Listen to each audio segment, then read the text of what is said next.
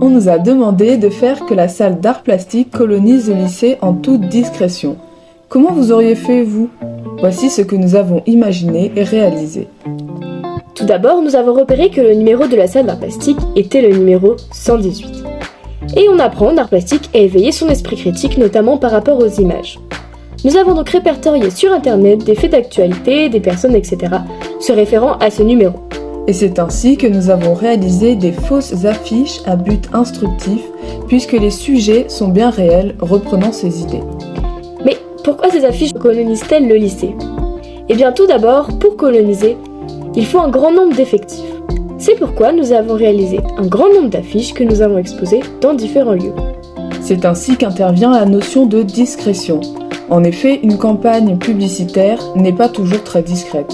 Mais lorsque les affiches sont dans le lycée, de format raisonnable et qu'elles sont disposées entre de vraies affiches, leur présence est tout de suite moins distinguable, elles se fondent dans la masse.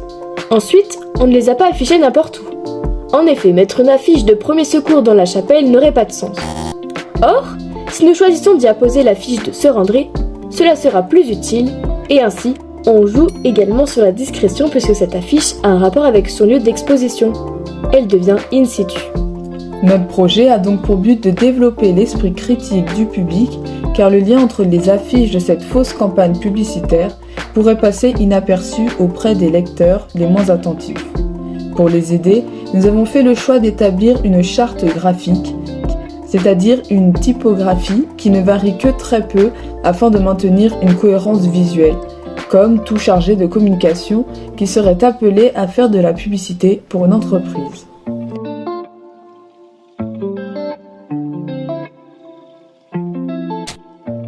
Alors, Fauna de Fontcuberta, c'est une installation créée en 1989 par laquelle l'artiste prétend montrer des animaux chimériques qu'il aurait découverts empaillés en Écosse à partir des recherches d'un scientifique mystérieusement disparu. Dans son bestiaire apparaissent des serpents à pattes, des singes ailés, des oiseaux à carapace et même un monstre du Loch Ness. Mais il ne faut pas se fier aux apparences, car en réalité, il a lui-même fabriqué ces monstres constitués de parties réelles d'animaux empaillés. Ha, le farceur. Pour rendre cette œuvre plus réaliste, Fontcuberta a créé de faux documents prouvant l'existence de ces animaux. Il les expose au musée zoologique de Barcelone, musée qui a donc l'autorité des découvertes scientifiques, ce qui rend la supercherie crédible. Vous allez me dire, quel est le rapport avec notre projet ? En fait, Fontcuberta fait donc une installation d'art mais fausse exposition scientifique. Tout comme nous faisons une vraie installation d'art mais fausse campagne publicitaire. Il colonise donc en toute discrétion le musée, comme nous avec le lycée, et son œuvre permet d'éveiller l'esprit critique du spectateur, tout comme nous également. Récapitulons simplement.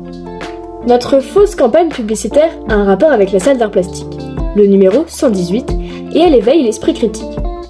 De plus, elle colonise le lycée du fait de son grand nombre d'affiches disposées dans de nombreux lieux, mais elle le fait discrètement car elle est entourée d'autres affiches du lycée. Et en prime, elles permettent d'apprendre des choses variées, ce qui est un peu l'objectif premier du lycée.